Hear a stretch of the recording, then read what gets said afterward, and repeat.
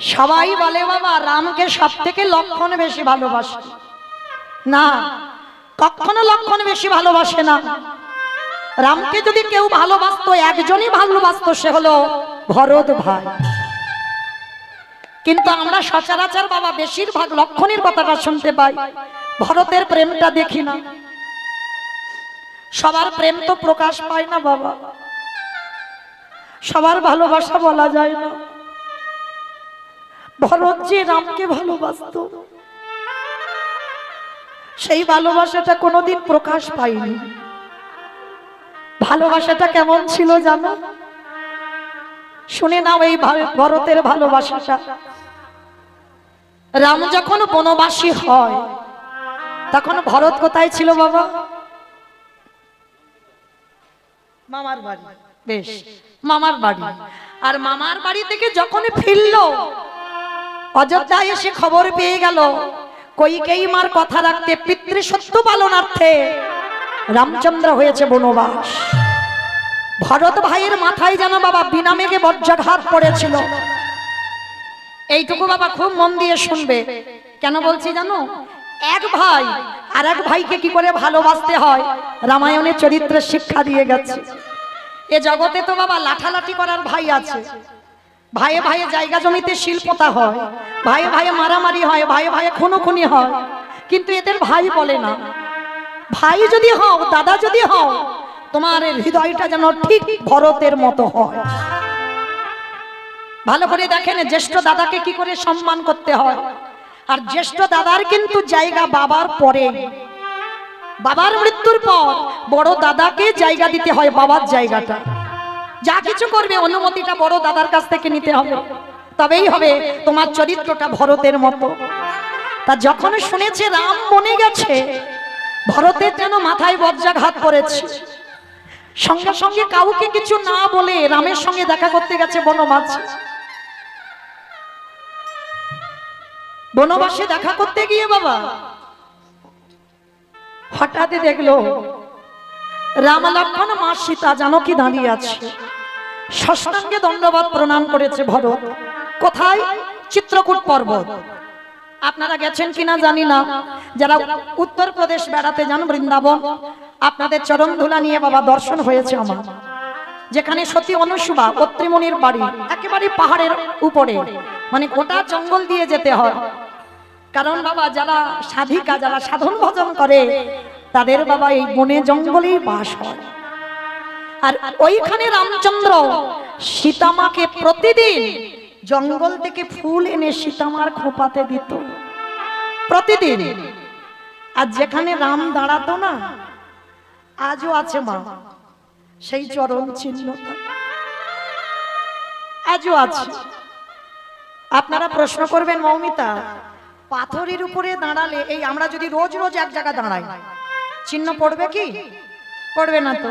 তাহলে আজও চিত্রকূট পর্বতে গিয়ে রামচন্দ্রের চরণের চিহ্ন দেখা যায় কি করে? রাম যখন আমার জানকীর খোপাতে ফুল দিত না, রামের পরশ পেয়ে পাথরও বাবা গলে জল হয়ে যেত। আর যখনই গলে জল হয়ে যেত, ওই জলের উপরে দাঁড়াতে দাঁড়াতে একটা পায়ের চিহ্ন পড়ে গেছে। যেই নামার ভরত ষষ্ঠাঙ্গে প্রণাম দাদাকে, বলেছিল ভাই কেন এসেছিস তুই? অযোধ্যায় খবর পাসনি? অযোধ্যায় তো সবাই জানে আমি পিতৃসত্য পালনার্থে, কইকেয়ীর কথা রাখতে আমি বনবাস। আর 14 বছর না হলে ভাই আমি অযোধ্যায় ফিরবো না। তুই কেন এসেছিস? চলে যা। ভরত চোখের জলটা মুছে ফেলে বলছে, দাদা, যে বাবার কথা রাখতে বনবাসী হয়, যে মার কথা রাখতে বনবাসী হয়, সে কি কোনোদিন একটা ভাইয়ের কথা শুনে অযোধ্যায় ফিরবে? তা জানিস তো তুই এলি কেন? বলে, দাদা আমি তোমাকে দুটো প্রশ্ন করতে এসেছি। প্রশ্ন? কি প্রশ্ন ভাই? দাদা সত্যি করে আমার কাছে বলবে, মিথ্যা বলবে না। আমার মা যে বাবার কাছে দুটো বর চেয়েছিল, ওই দুটো বরের মধ্যে কোন বরটা আগে চেয়েছিল? রাম বনে যাক নাকি ভরত রাজা হোক? হরি বল বাবা, আপনারা বলেন কোন বরটা আগে চেয়েছিল? রাম বনে যাবে না ভরত রাজা হবে? কোনটা বাবা? রাম বনে যাবে, ভরত রাজা হবে। বেশ, আগে বলেছিল আমার ভরতই যেন রাজা হয়, তারপরে বলেছিল রাম যেন বনে যায়। সঙ্গে সঙ্গে ভরত বলে উঠলো, উত্তর দাও দাদা, আমি মামার বাড়িতে ছিলাম, আমি মামার বাড়ি থেকে ফিরলাম না, আমি রাজ সিংহাসনে বসলাম না, তুমি পালিয়ে এলে কেন? দাদা, তুমি গোটা জগৎকে বোঝাতে পারো, কিন্তু তোমার এই ভরতকে নয়। তুমি জানতে দাদা, আমি যদি একবার রাজ সিংহাসনে বসি, আমি আদেশ দিতাম কোন পুত্র বনবাসে যাবে না, আর একটা দেশের রাজা যে হয় তার কথাটাই শেষ কথা হয়। তুমি জানতে তোমার ভরত এটা করবে, তাই তো তুমি আমার ভয়ে পালিয়ে এসেছো। রামচন্দ্র মাথাটা নিচু করেছে, আর উত্তর নেই। কথা বলো দাদা, তুমি কি আমার মার কথা রেখেছো না তুমি আমার বাবার কথা রেখেছো? কোনটা করেছো? রাম মাথা নিচু করে বলল, ভাই, যে কথাটা এতদিনে কেউ ধরতে পারেনি তুই ধরতে পেরেছিস। আমি তো আমার মার জন্য বনবাস নয়, আমার বাবার জন্য বনবাস নয়। ভাই রে, আমি যদি বনবাসে না আসতাম, আমার সীতা তো কোনোদিন চুরি হতো না, আর সীতা যদি চুরি না হতো, ওই রাবণের 1 লক্ষ ছেলে 1.25 লক্ষ নাতি বংশে বাটি দিতে কাউকে রাখি না, ওই রাবণ রাজার বংশ উদ্ধার হতো না। আমি যদি বনবাসে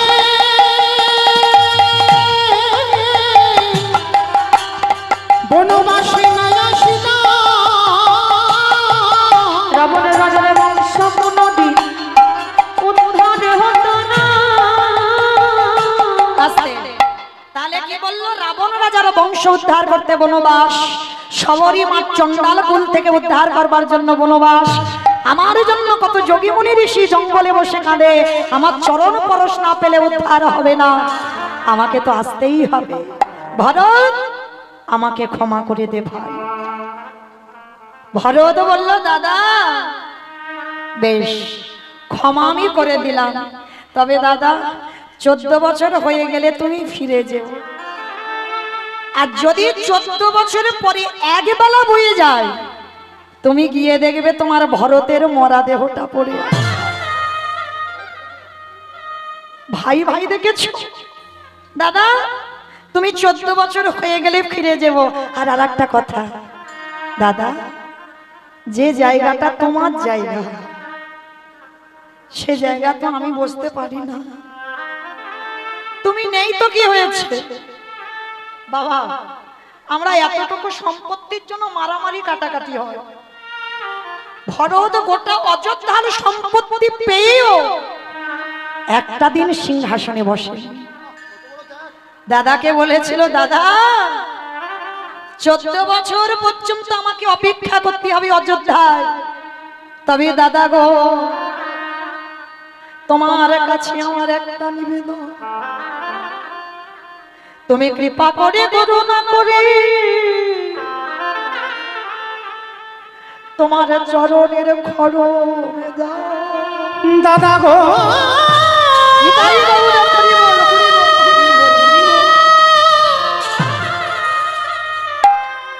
তোমার চরণের খড়ম যুগ, দাদা তুমি আমায় দান করো। যেই না বলেছে খড়ম জোড়া দাও, রামচন্দ্র চমকে ভাই, তুই খড়ম জোড়া নিয়ে কি করবি দাদা? যে সিংহাসন তোমার, ওখানে আমি ছোট ভাই হয়ে কোনোদিন বসতে পারবো না, তোমাকে অসম্মান করা হবে। তাই তোমার চরণের খরম সিংহাসনে রাখবো, আর আমি ধুলার পরে বসে 14টা বছর আমি খর সেবা করব। ওই খরমে যুগা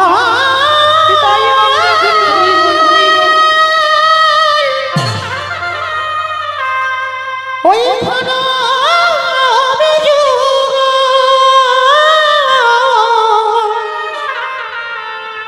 দাদা সিংহাসনে রেখে আমি 14 বছর যুগা সেবা করি।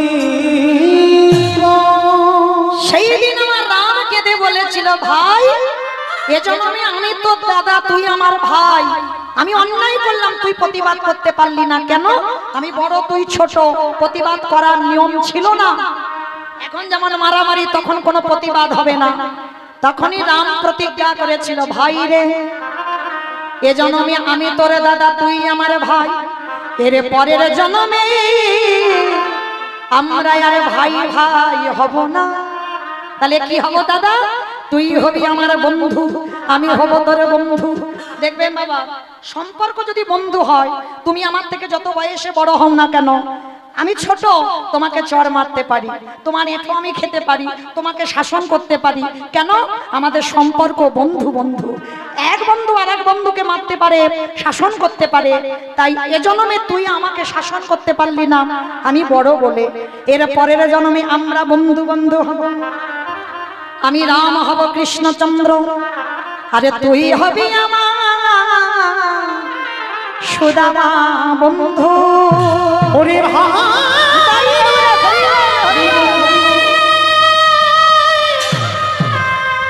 ওরে পরের জন্মে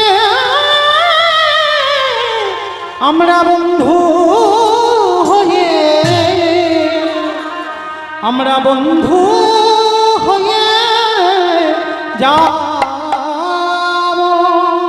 রাম বলেছিল, যেদিন সুদামা হয়ে আমার কাছে দ্বারকায় যাবি, আজকে যে আমার 14 বছর খরম সেবা করলি, আমি নিজের হাতে তোর চরণ ধোবাবো।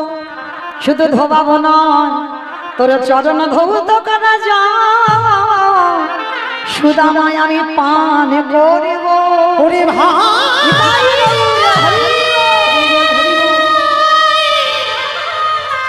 যেদিন বন্ধু হয়ে দ্বারকায় যাব, তোর চরণে ধৌত করা যায় পানে করিব। সেই সুদামা আজকে ত্রেতার ভরত সুদামা হয়েছে, আর সুদামা হয়ে আজকের খেলা খেলছে। এই মধুময় শ্রীধাম বৃন্দাবনে ভগবান কৃষ্ণচন্দ্র 24 জন বন্ধু নিয়ে বাবা গোষ্ঠ গোচরণ করে। আস্তে মা ভালো করে মন দিয়ে শুনবেন, ভগবান 24 জন বন্ধুদের নিয়ে মাঠে খেলেন। 12 জন প্রধান, 12 জন উপপ্রধান, একদিকে বাবা লীলা আর একদিকে বাবা দেহতত্ত্ব। ভালো করে মিলিয়ে নেবেন। ভগবান 24 জন বন্ধু নিয়ে বাবা মাঠে খেলছে, আর আপনারা আমরা 24 জন বন্ধু নিয়ে বাবা সংসার মাঠে খেলছি। একদিকে বাবা লীলা থাকবে, আর একদিকে আমাদের আধ্যাত্মিক তত্ত্ব থাকবে। ভালো করে মিলিয়ে নেবেন। এই যে আমাদের 24 জন বন্ধু নিয়ে আমরা সংসার মাঠে খেলছি, কিরকম? 10 ইন্দ্রিয়, 5টা জ্ঞানেন্দ্রিয়, 5টা কর্মেন্দ্রিয়, পঞ্চভূত, ক্ষিতি অপ তেজ মরুদ্বম, 10 5 15, আর 6টা গরু। 6টা গরু আছে তো বাবা? এরা কাদের কাদের বাড়িতে গরু বাছুর নেই? একবার হাতটা তোলো তো দেখি। গরু নেই? সবার আছে? মা জননী আমার বোঝে গো, বলছে সবার আছে। রাধে, এটাই তো কৃষ্ণ লীলা, এটাই তো ভগবানের লীলা। গরু যার বাড়িতে আছে চড়ায়, আর যার বাড়িতে নেই সেও চড়ায়। আমি যে গরুর কথা বলছি ও বাহ্যিক জগতের গরু নয়। সবাই তো বাবা গরুগুলো নিয়ে হয়তো হরিবাসরে এসেছে। কাম ক্রোধ লোভ মোহ মদ মাশ্চর্য, ভগবানের গরুগুলো হচ্ছে ধবলী শ্যামলী কালী কমলী মঙ্গলী আর আপনাদের আমাদের গরুগুলো হচ্ছে কাম, ক্রোধ, লোভ, মোহ, মদ, মাশ্চর্য। তবে বাবা একটা কথা বলি মা, খবরদার যেন, যেমন বলছে এই 6টা গরুকে যেন কেউ মেরে দিও না। 6টা গরুকে মারলে তুমি নিজেই বাঁচতে পারবে না। ভগবান বলছে 6টা গরুকে ঊর্ধ্বমুখী না করে সবকটাকে নিম্নমুখী করো। যেমন বাবা ভগবান কালীয় দমন লীলা করেছিল কেন? জীব শিক্ষা তো, যা যা লীলা করেছে সব সমাজ শিক্ষা। তাহলে ভগবান কালীয় নাগ লীলা করলো কেন? কালীয় দমন লীলা করলো কেন? ভগবান এই কারণে করেছিল বাবা, এই দেহের মধ্যে বৃন্দাবন আছে, দেহের মধ্যে 84 কোষ, হিসাব করলে সব মিলে যাবে। আর উদর হচ্ছে আমাদের যমুনা নদী, আর উদরের নিম্ন ভাগ যেটাকে বলছি আমরা বাংলা কথায় বলি তলপেট, এই তলপেটে ওইখানটাইকে বলা হচ্ছে কালীয় নাগের বাস। মহাজনেরা বলছেন কামরূপ কালীয় নাগ। ভক্তদের যারা ভজন পথে নেমেছ তাদেরকে বলছে কালীয় নাগকে আগে দমন করতে শেখো। আর যদি ওরে দমন করতে না পারো, ওদেরকে যদি নিম্নমুখী না করতে পারো, তাহলে তুমি কৃষ্ণ ভজনে ঊর্ধ্বমুখী হবে না। নিতাই গৌর প্রেমানন্দে। তাহলে আমি বলে যাই বাবা, 6টা গরুকে মারলে হবে না, ওদেরকে দমিয়ে রাখতে হবে। কাম দরকার, ক্রোধ দরকার, মোহ দরকার, লোভ দরকার, লালসা দরকার, সব দরকার, কিন্তু সেটা যেন ভগবানের চরণে নিবেদন করে, এর বাইরে নয়, সংসার জীবনে যেন না। তো চলো, এই যে বাবা, তাহলে 15 6 কত হলো? 15 6 22 21। দেখেছি বাবা, খিচুড়ি স্কুলেও যাই, তুই ওইটুকু বলে দিলি আর অত বড় হয়ে গেছে, রোলান বাজাচ্ছে বলতে পারবো। 21, 15 6 21। এখনো 3টে দিতে হবে তো বাবা, তবে তো হবে পুরো। আর 3টেই তো প্রধান, মন, বুদ্ধি, অহংকার। এই 21 আর 3 হলো 24। হ্যাঁ, তাহলে এই 21 আর 3 হলো 24। আর এই 24 জন বন্ধু নিয়ে বাবা আপনারা আমরা সংসার মাঠে খেলছি। আর ভগবান খেলছে কোথায়? গোষ্ঠ গোচর। আচ্ছা বাবা, ভগবান তো সকালে গরু চড়াতে যায়, দুপুরে গরু চড়ায়, আর বিকালে ফেরে। ভালো করে বাবা এবার দেহতত্ত্বের দিকে আসে। আমাদেরও তো জীবনে সকাল হয়েছিল, সকালবেলা মায়ের কোলে বসে খেলা করলাম, বন্ধুদের নিয়ে খেললাম। এবার রক্ত গরম হলো, সূর্য মাথার উপরে উঠলো, আর রক্ত যখন গরম হলো, এইবার সবাই সংসারের মায়াতে হাবুডুবু খেলাম। মনে মনে ভাবলাম কত না জানি আনন্দ আছে ওই সংসারে, কিন্তু সংসারে আনন্দ করছো, ছেলে পুলে নাতি পুতি নিয়ে ঘর সংসারী হয়েছ, কিন্তু ঘরে যে ফিরতে হবে সেই খেয়ালটা কি কারোর আছে? কি বাবা, ঘরে তো ফিরতে হবে আমাদের, সে খেয়ালটা তো রাখতে হবে। আর সে খেয়াল যাদের আছে বাবা, তারাই তো ভজনে উত্তীর্ণ হয়, যে আমি এসেছি, আমার এবার ব্যাগপত্র গুছাতে হবে, এবার ঘরে যেতে হবে। ভগবান সকালে যায়, দুপুরে খেলে, বিকালে ফেরে। তো বাবা যেন আজকের ভগবান গোষ্ঠে যেতে যেতে একটা গন্ডগোল ঘটেছে। কি গন্ডগোল? ভালো করে মেলাবেন বাবা, লীলা আর তত্ত্ব দুদিকে ভাগাভাগি করে দেব। ভগবান গোষ্ঠে যাবে, আজকের একটা ঘটনা ঘটেছে। কি ঘটনা? না, একটা গাভী যেতে যেতে একটা গাভীর বাছুর হয়েছে। বাবা দেখবেন, কোন মানুষের বাচ্চা যদি হয়, সে এখন 6 মাস বিছানা, কিন্তু কোন গাভীর যদি বাছুর হয়, সে হয়েই দেখবে লাফালাফি করে। কারণ আমি গোয়ালার মেয়ে তো ভালো বুঝি, অন্য কিছু কাজ না পারি, কিন্তু গরুর কাজটা ভালো পারি। কারণ গোয়ালাদের তো একটা জাত ব্যবসা আছে। কি ব্যবসা গো? দুধে জল দেওয়া, মানে ওইটা আমাকে বললো না, আমার বাবা দেয় না, আমার বাবা ছানার ব্যবসা। তাহলে দিলে কি আর না দিলে কি বাবা? তো মাইরা, এই যে ভগবান আজকে যেতে যেতে দেখছে একটা গাভীর বাছুর হয়েছে, আর সেই গাভীর বাছুরটার নামও দিয়েছে বাবা, কি জানো? মঙ্গলী। ভালো করে বুঝবেন, সেই মঙ্গলীর সঙ্গে আমাদের তুলনা করবে ভগবান একটু পরে।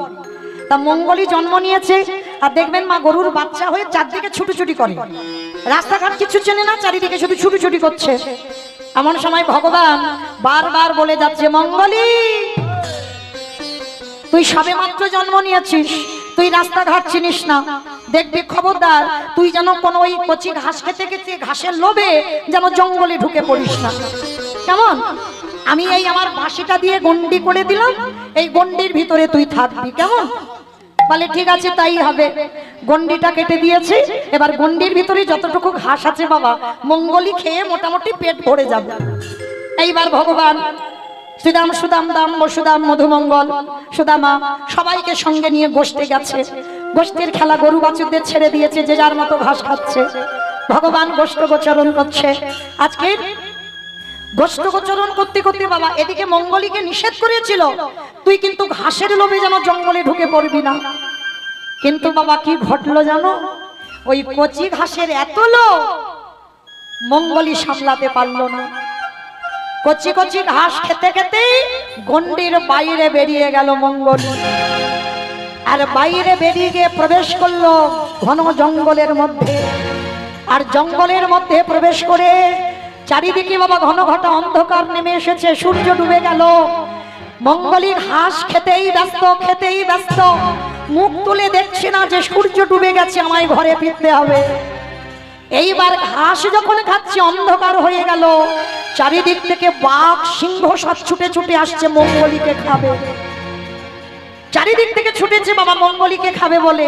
এত সিংহের গর্জন, এত বাঘের গর্জন, যখন ছুটতে ছুটতে আসছে মঙ্গলী মুখ তুলে দেখলো সূর্য ডুবে গেছে, কখন বুঝতে পারেনি। এইবার চারিদিকে ঘিরে আছে মঙ্গলীকে ছিঁড়ে ছিঁড়ে খাবে। মঙ্গলী চিৎকার করে ঘোর বিপদে পড়ে গেল। আর বিপদে পড়ে গিয়ে ডাক দিল, প্রভু দয়া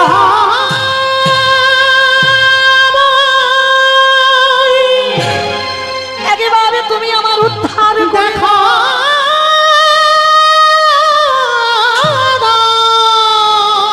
কোথায় গেলে আমি পাবো? দেখা ও গো দয়া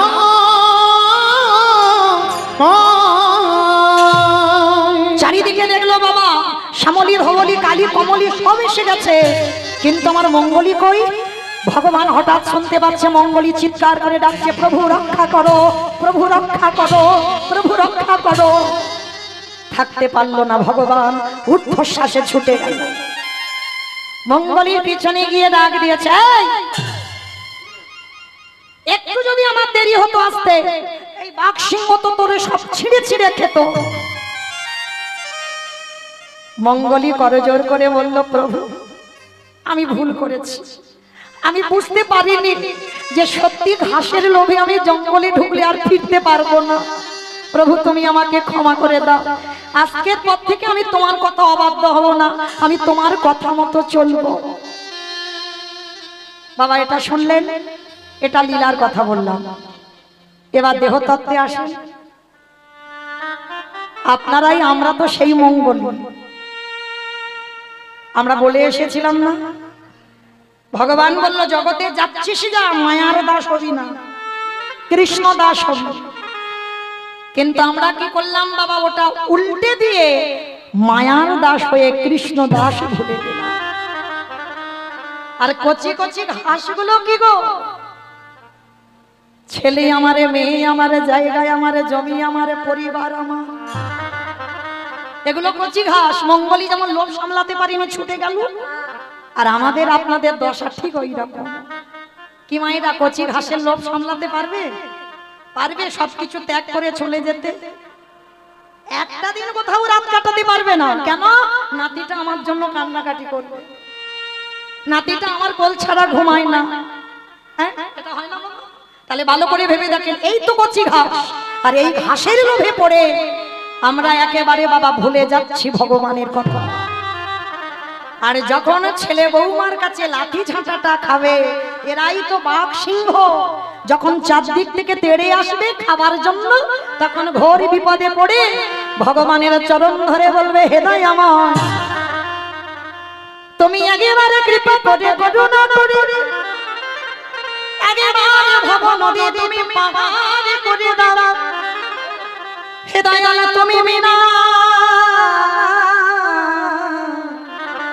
আমার আর কেহ নাই। কি বাবা তখন বলি না, ঠাকুর আমি কথা দিলাম আজ জীবনে আমি মায়াতে জড়াবো না, এবারে তুমি আমার হাতে ধরে পার করে দাও। হরি বল, হরি বল।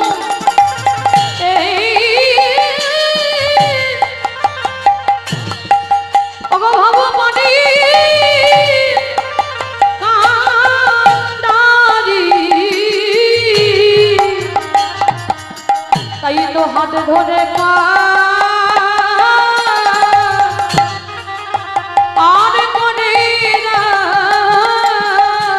আসতে। তাহলে মায়েরা আজকের বুঝতে পারলেন লীলার তত্ত্ব একদিকে বুঝিয়ে দিলাম। এইবার সেই ভগবান আজকের একটা নতুন খেলা খেলবে। কি খেলা? বিনোদ খেলা। বাবা বিনোদ খেলা কোনোদিন খেলেছেন? আমা বিনোদ খেলা খেলেছো? তোমরা তো পুতুল খেলেছো, কিতকিত খেলেছো, বউ বসন্তী খেলেছো। আর আমার দাদারা বাবারা সব কি খেলা করেছে? Football, cricket, kabaddi. এখন আর এসব দেখা যায় না। এখন তো বাবা একটাই খেলা, মোবাইল। এ খেলা ছাড়া আর কিচ্ছু খেলা না। কিন্তু মা তখনকার দিনে জীবনটা খুব ভালো ছিল এখনের থেকে। তখন বন্ধু বান্ধবদের সঙ্গে আলাদা একটা ভালোবাসা ছিল। আর এখন মোবাইল এসে তো বাবা এসব আর নাই। তো শোনো, আজকের ভগবান বিনোদ খেলা মানে কোনো নির্দিষ্ট খেলা নয় বাবা। বিনোদ কথার অর্থ হলো নূতন। মানে ভগবান প্রতিদিন গোষ্ঠী নতুন নতুন খেলা করতো। মানে বিনোদ খেলা মানে আজকের একরকম খেলা হবে, কাল একরকম খেলা হবে, পরশু একরকম খেলা হবে। এক খেলা ভগবান কোনোদিন খেলে না। তো আজকের কি খেলা হবে না? কাঁধে চড়া আর কাঁধে করা। এই কে কাঁধে চড়বে আর কে কাঁধে করবে? তাহলে কেন কানাই? তুই তো রোজ চোর হোস, তুই চোর হবি না। আমার রোজ রোজ চোর হতে ভাল লাগে না, আমি চোর হব না। আজকে তোরা বন্ধু কেউ চোর হ না রে। বলছে না কোনদিন আমরা চোর হইনি, কোনদিন হব না, আজকে তুই হবি। কিছুতেই তো কৃষ্ণ চোর হবে না। শেষে বাবা আর বন্ধুরাও চোর হতে চাইছে না। তবে কি খেলা হবে না? বলে হ্যাঁ হবে। কিরকম খেলা হবে শোন। যতজন আমরা এখানে উপস্থিত আছি বন্ধু, ততগুলো পাতা আনবো। আর তার ভিতরে আমি একটা পাতা ছিঁড়ে দেব। পাতাগুলো আঁচলে নেড়ে দেব, সবার চোখ বেঁধে দেব। আর যার ভাগ্যে ছেঁড়া পাতাটা পড়বে সেই হবে আজকের খেলায় চোর। বলে ঠিক আছে, এইটা তুই মন্দ বলিসনি, তাই হোক। এইবার মা যতগুলো বন্ধু, 12 জন প্রধান, 12 জন উপপ্রধান, সমস্ত বন্ধুদের জন্য পাতা ছিঁড়ে এনেছে। তার ভিতরে একটা পাতা ছিঁড়ে দিয়েছে। সব বন্ধুদের চোখ বেঁধে দিয়েছে। বন্ধু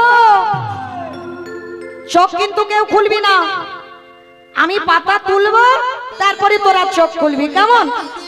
ঠিক আছে, তুই যখন বলছিস তাই হবে। সবার চোখ বন্ধ করা।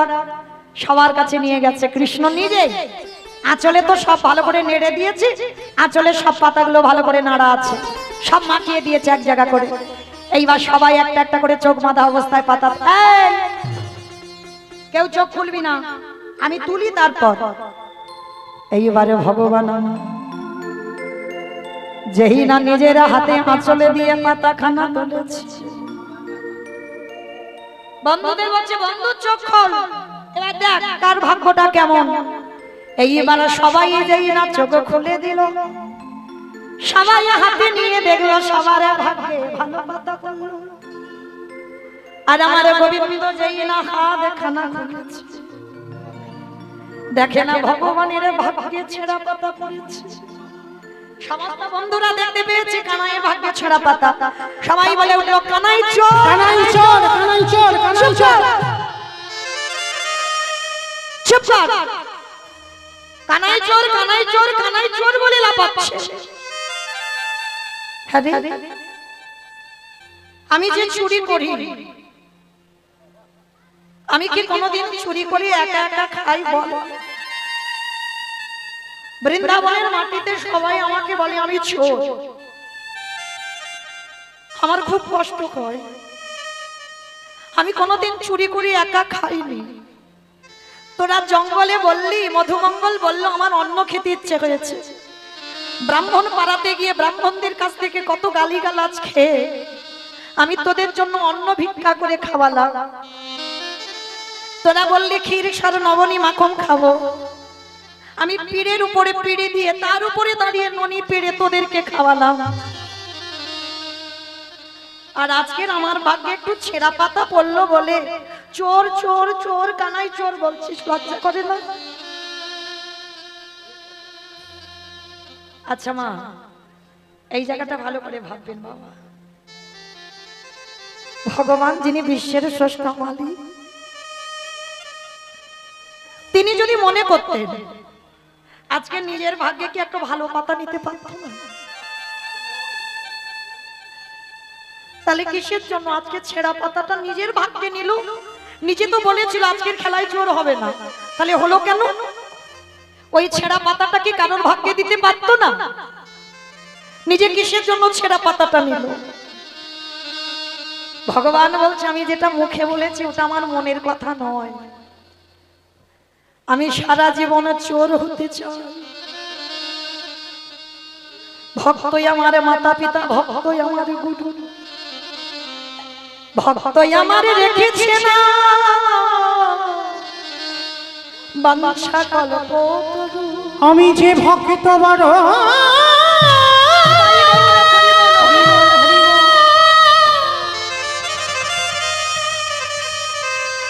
আমি যে ভক্ত বড় বড় ভালো বাসি। ভগবান বলছে আজকের খেলার পণটা কাঁধে চড়ার কাঁধে করা। অমাইরা ভগবান এক কাজে দুটো কাজ করে নেবে। কি কাজ জানো? প্রথমে কাজ হবে বাবা বন্ধুদের সঙ্গে খেলার আনন্দ, আর দ্বিতীয় কর্মটা হবে এই যে ওদেরকে যদি কাঁধে চড়ায়। আমার কাউকে কাঁধে নিলে তার দুটো পা কোথায় থাকবে গো? ভগবান বললেন বন্ধুরে আমি ভক্ত চরণ ধুলা বড় ভালোবাসি। তাই তো যুগে যুগে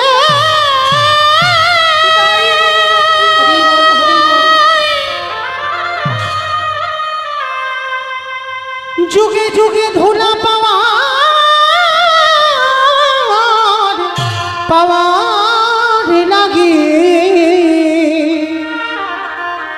আমি ভক্তের কাছে ছুটে আসি। ভক্ত যেদিন সেবা দেয় সেদিন সেবা পায়। ভক্ত যেদিন না দেয় সেবা আমি উপবাস যাই। ওরে ভক্ত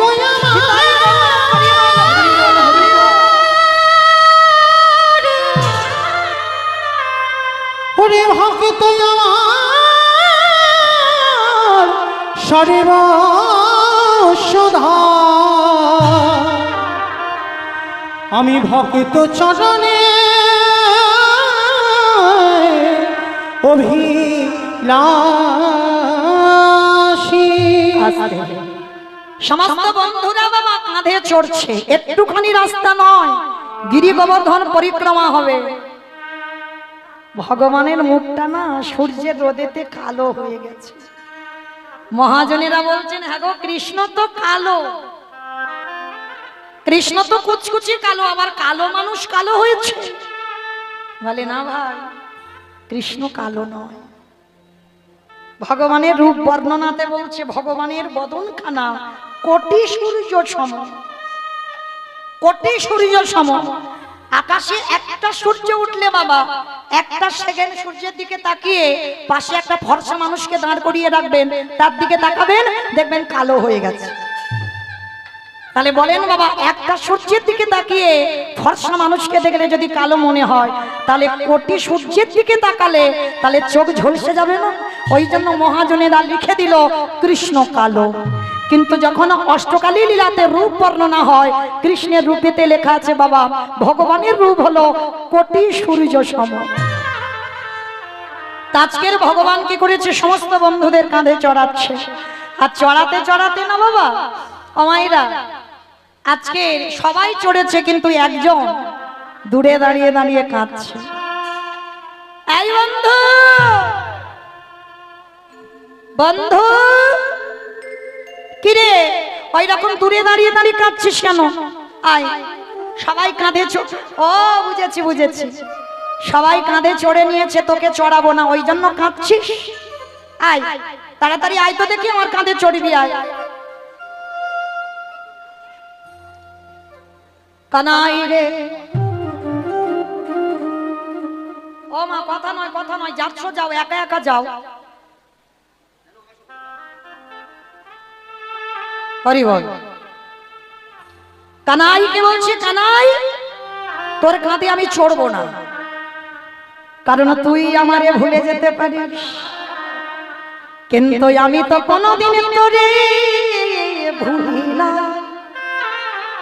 কি কথা বলছিস? আমি তোকে ভুলিনি, তুই আমাকে ভুলিনি, কি কথা? শোন, তুই বন্ধু আমি বন্ধু বলে না। যে কাঁদছিল বাবা কে জানো? ব্রাহ্মণ ঘরের ছেলে, মস্তক মুন্ডন করা, কাঁধে ভিক্ষার ঝোলা, হাতে বেলের লাঠি। কৃষ্ণের কাঁধে উঠবে না, কিছুতেই উঠবে না। কেন উঠবে না জানো? এ তো সেই সুদামা, কিছুতেই কাঁধে উঠতে চাইছে না। কেন জানো? কারণ এই সুদামাটা কে? কাঁধে চড়বে না, কৃষ্ণ জোর করে কাঁধে নিয়েছে। এক কাঁধে একটা চরণ সামনে পড়েছে, একটা চরণে পিঠে পড়েছে। বাবা, কাঁধে যদি কারোর এক কাঁধে ওঠা যায়, তাহলে কি হবে? একটা পা পড়বে সামনে আর একটা পা পিঠে পড়বে। তো এইবারে কৃষ্ণ বলল, সুদামা রে, এইভাবে আমার নিতে চলতে অসুবিধা হচ্ছে, একেবারে দুটো চরণ আমার বুকের এই উপরে তুলে দে। আরে যেই না দুটো চরণ কৃষ্ণ আমার বুকে ধরেছে, আর যেই না ধরেছে মনে পড়ে গেছে ত্রেতার ভরতের কথা। ভাই, 14 বছর খরম সেবা করেছিস, বলি আরে তো চরণ ছাড়ব না রে, রামা চরণ যখন, রামা চরণ যখন হৃদয় ধরেছি, আর তো চরণ ছাড়ব না হে। সুদামা বুঝতে পারছে না, আমার কানাই সুদামাকে কাঁধে নিয়ে চরণ দুটো চেপে ধরে যাচ্ছে, আর চোখের জলে সুদামার চরণ যুগলে ভেসে যাচ্ছে। সুদামার যেই না চরণ ঠান্ডা হয়েছে, ওই আমার সুদামাকে দেখে দে বলল, কানাই রে, আমি বুঝতে পেরেছি তোর কষ্ট হচ্ছে, আর কষ্ট হচ্ছে বলে তুই আমাকে কাঁধে নিয়ে এইরকম করে কাঁদছিস। বাবা, এটা কি ঠিক? এটা সুদামা বুঝছে যে কৃষ্ণের বুঝি কষ্ট হচ্ছে, অনেকজনকে কাঁধে চড়িয়েছে, তো সুদামাকে কাঁধে নিয়ে কষ্ট হচ্ছে, ওই জন্য কাঁদছে। কিন্তু কাঁদার কারণ তো এটা নয়। ভক্তের পদধূলা যখন ভগবান অঙ্গে মেখেছে, চোখের জল আর চরণের ধুলা হৃদয়ে কাদা হয়েছে, আমার ভগবান, আমার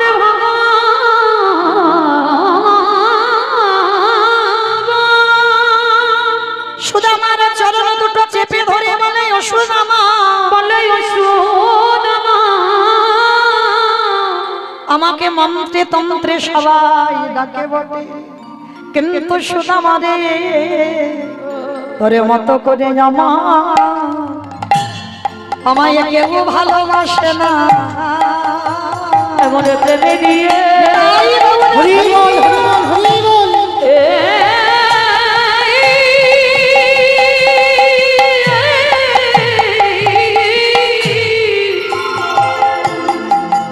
এমন প্রেমে দিয়ে নয়নে জলে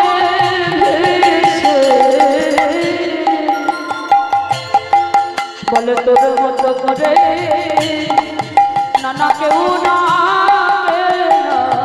আস্তে, এইবার লক্ষ্য করে দেখেন দুই বন্ধু খেলা শেষ করে এইবার গেছে বাবা যে যার ঘরে। আর ঘরে কিছুদিন থাকবার পরে রাধা কৃষ্ণ সে জীবনে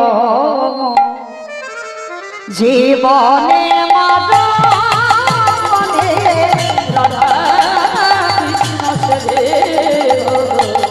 জীবনে মরণে। হরি বল। এটা নরোত্তম দাস ঠাকুরের পর। রাধা কৃষ্ণ সে জীবনে মরণে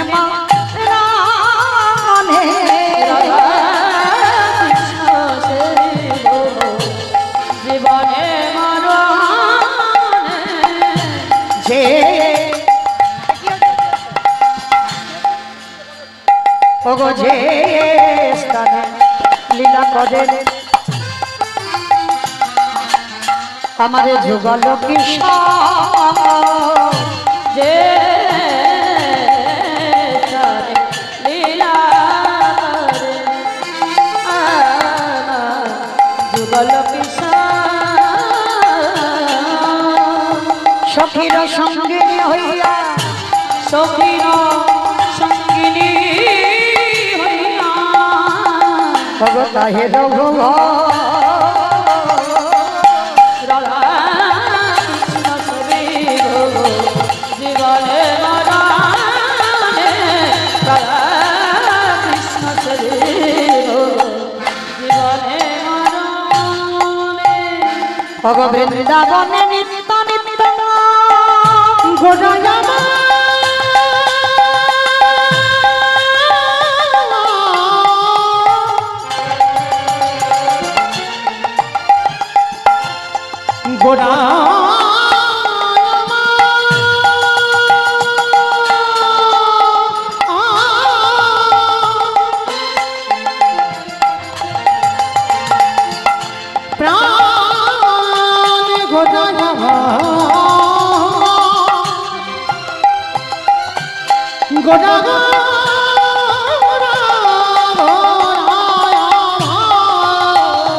ওগো বৃন্দাবনে নিত্য নিত্য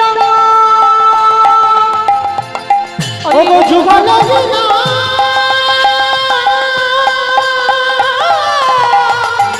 ওগো কালী কোন করয়ে সদা নরোত্তম দাস ওগো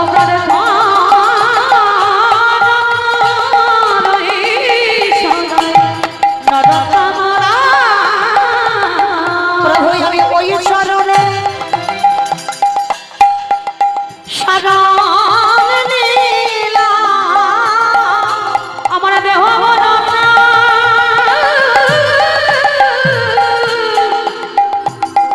সবে সবে আমি ওই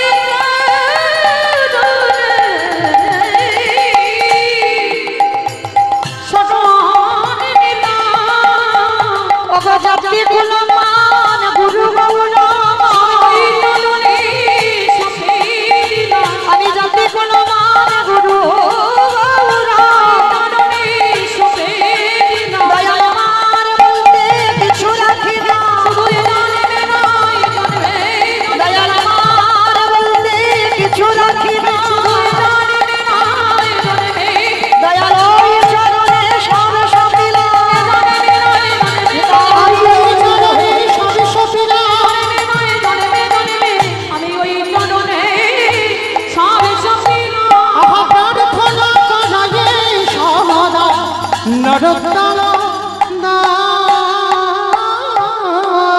আস্তে আজকে দুই বন্ধু আনন্দ করতে করতে যে যার ঘরে গেলেন কিছুদিন পর কৃষ্ণ বলরাম এরা সবাই পাঠশালায় ভর্তি হয়েছে আর ওই ছোট্ট সুদামা মার গলা দুটো জড়িয়ে ধরে বায়না ধরেছে ও মামা আমিও পাঠশালায় যাব না বাবা তুই যদি পাঠশালায় চলে যাস আমি কাকে নিয়ে বেঁচে থাকবো মা আমি যদি পড়াশোনা না করি আমি যদি বড় না হই আমি যদি শিক্ষায় শিক্ষিত যদি না হই এই সমাজ আমারই ভালোবাসবে না মা তুমি একটা কাজ করো আমার অনুমতি দাও আমি গুরু আশ্রমে যেতে চাই মা বলছে ঠিক আছে বাবা তবে একটা কথা মনে রাখবি যাবি যা তুই আমার জন্ম দেওয়া সন্তান আর কৃষ্ণকে আমি জন্ম দিইনি ঠিক কথা কিন্তু ও আমার সন্তান সম দেখে রাখবি যেন আমার কৃষ্ণের কোনো বিপদ আপদ না হয় আর শোন